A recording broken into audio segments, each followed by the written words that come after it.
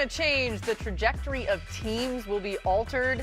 It's going to be huge. We'll be there. We can't wait. But for now, we're still in Bristol, at least for a little while longer. We got Dan here. We got J-Mac there. NFL Live will be in Pittsburgh tomorrow. That's where we find NFL Network draft analyst Daniel Jeremiah, who's joining us for the entirety of the show. What's up, DJ? How you doing? Guys. I know you guys think I'm back in San Diego. Trust me, it really is Pittsburgh. It is absolutely perfect and beautiful here. So when you come, don't let Orlovsky ruin the weather. It's perfect as it is right now. Yeah, I'm already taking shots. We've been trying to do a show together for like 6 years. Right. Yeah. Finally getting in it. We're 30 seconds in. That means he knows you well. I was going to say, he knows exactly what to do. We're going to put DJ to work here today, that incredible draft brain on all of this. And let's begin with the Jets, because I think we all agree that's where the draft really starts. We know what's going to happen at 1, most likely with Fernando Mendoza, but the Jets had the 2nd and 16th picks in the upcoming draft. They need help. They need lots of it. Their 15-season playoff drought continued last season as they became the first team in the Super Bowl era without a single interception and the first team to play 16 games without a 400-yard receiver. New York's been linked to many. Ohio State's Orlovsky Reese. They did cancel their top 30 draft visit with Texas Tech's David Bailey last week. However, Jets GM Darren Muge spoke earlier today about not reading too much into all that. Here's what he said. With top 30s, every team uses them differently and has different ways of using that mechanism. Some don't even use the top 30s at all, right? I would say for us, when we do top 30s, every single player and case is different. Sometimes I want this player to meet with our player engagement department. Sometimes I want this player to meet with our sports performance. Sometimes it's purely medical. Sometimes it's a recruiting process. Sometimes it's a smoke screen. And in regards to David, we had good touch points with him at the Combine. We went to his pro day, had a good dinner with him, and we were just kind of juggling our 30 and how to use them, and I wouldn't look too much into a cancellation because there was other ones that we may have changed as well. All right, so we're reading into everything right now, but don't read into that. DJ, what do you believe the Jets should do with the number 2 pick? Yeah, to me, what they should do is take David Bailey. And I wouldn't read too much into that, the fact that he didn't take the visit either. He's a very clean player. You're not worried about it from a character standpoint, from a medical standpoint, and they already visited with him in person. To me, this is a polished, productive edge rusher.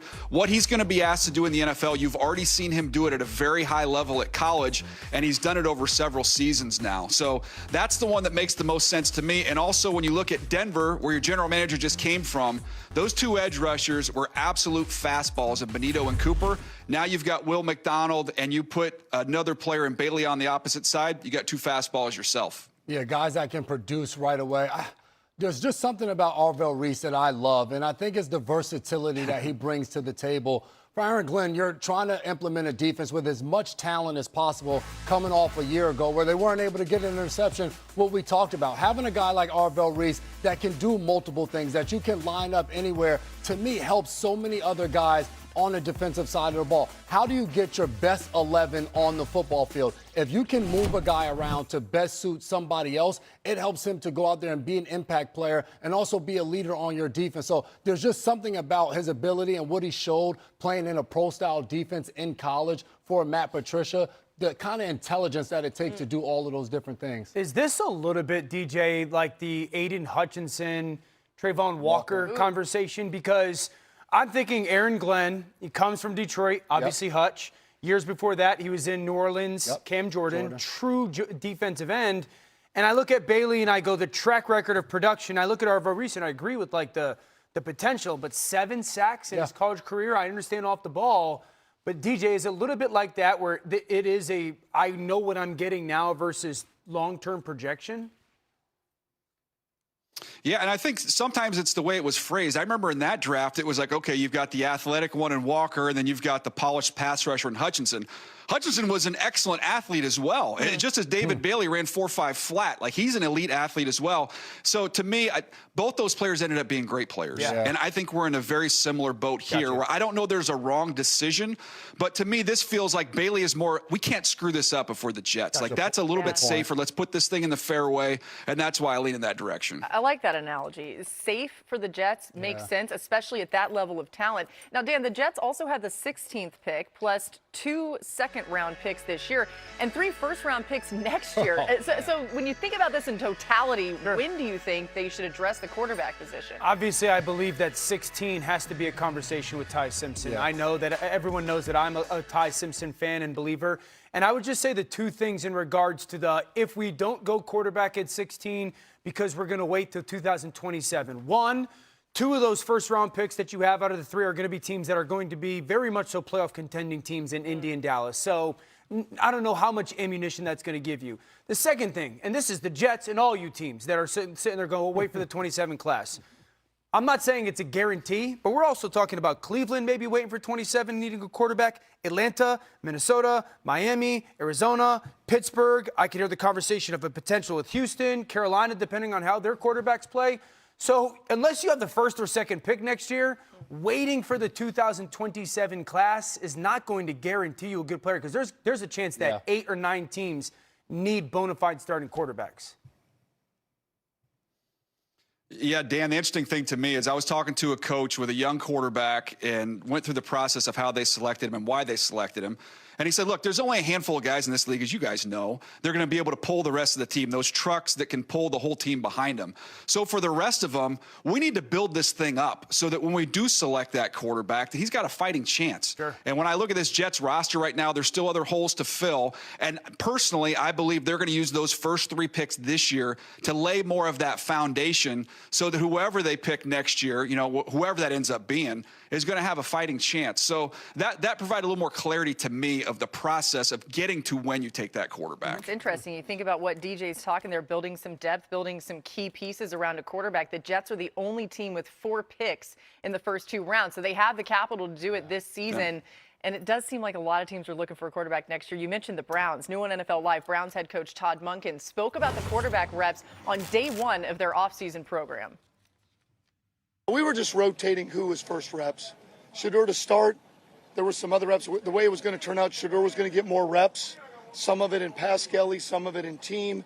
A couple of the team periods were slowed down ACT, more run than they were throw. So it was set up in a way for us to get a look at all of them. The plan was to have Shedeur have a few more reps, but to let Deshaun and Shedeur both have reps with the ones. All right, so he continues to toe the line there. We don't know who's getting the edge at quarterback for the Browns. That's okay. The Browns are another team with 2 first-round picks. They have picks 6 and 24 on Thursday. They can certainly use some help on offense. Cleveland ranked last in total QBR last season, and their quarterbacks were pressured on a league worst, 39% of dropbacks. Opponents hit the QB over a quarter of the time as well. That's not good. DJ, what would a successful night for the Browns look like on Thursday with these 2 first-round picks? Well, Laura, first of all, they had a huge to-do list in the offseason. When you got to replace the entire offensive line, you don't see that happen very often. Now, they've filled a lot of those holes, but there's still one left at left tackle. So, to me, tackle's got to be one of these 2 picks. And when you look at the way this draft's going to unfold, I'd much rather be sitting at pick 24, their second pick, wishing and hoping for a receiver, but willing to live with it if the guy we like's not there. I would not want to be sitting there at 24, wishing and hoping and praying that one of these tackles gets to me. So to me, the order is important. I think you get that tackle in the boat at 6. Maybe you want to get cute and trade back a little bit and take 1, 10, 11, 12. I wouldn't go too far. I want to get that last piece of that offensive line in place. Yeah, I completely agree. I think those first 2 round picks should be tackle and wide receiver. I'll go along kind of what DJ was just intimating with the Jets. Okay, if the Browns want to truly gauge what Shedeur Sanders is, and if I were the Browns, Shedeur would have my first crack to be the starting quarterback. Agreed.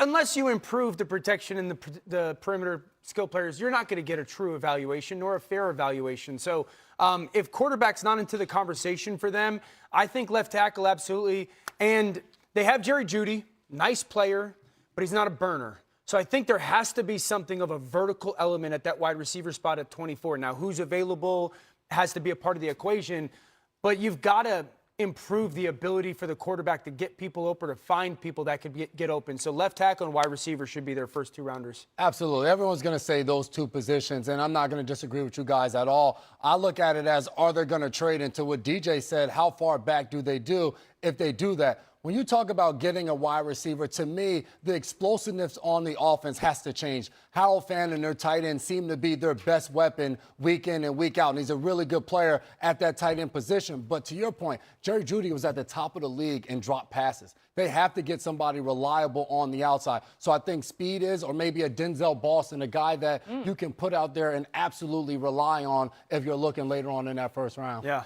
I'd be interested to see, like, if anybody drops, that gives them the opportunity to trade back. Does Washington want to get up? Do the Chiefs want to get up? Casey Concepcion. Sorry, excuse me. love it, Sorry, I DJ. just coughed there. Sorry about that. I like that. Casey Returns. Concepcion. That's my Jalen Waddle. That's my Jalen Waddle. He made do that it all. comp yesterday, and I think it's really good. By the way, Cleveland has used 3 different starting quarterbacks 4 times in the last 5 seasons. We all know they need help there. Now on to a developing story. Patriots coach Mike Vrabel met with the media on Tuesday for the first time since pictures surfaced earlier this month showing the coach with NFL reporter Diana Russini at a luxury hotel in Arizona. Both denied that the photos represented anything inappropriate. Russini has since resigned from her job with The Athletic in the fallout from all of those photos. And here's what Vrabel had to say today about the situation. I've had some difficult conversations with people that I care about, with my family, the organization, the coaches, the players. Those have been positive and productive. You know, we believe in order to be successful on and off the field, you have to make good decisions. That includes me. That starts with me. We never want our actions to negatively affect the team. We never want to be the cause of a distraction. You know, and those are comments and questions that I've answered for the team and with the team. We'll keep those private and, you know, to ourselves. Care deeply about this football team, and I'm excited to coach them.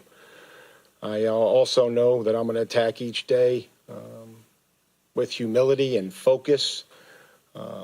And what I can promise you is that my family, this organization, the team, the staff, the coaches, everybody, our fans, most importantly, will get the best version of me going forward. And that's what I know, and I'm excited to do that. But I wanted to just address this and thank you for your patience in dealing with the private and personal matter. The Patriots are in the building for their offseason program that started yesterday. They have the 31st pick in Thursday's draft, coming off their trip to the Super Bowl. We've got more coming your way here on NFL Live. Glad you're with us today. Fernando Mendoza projected to go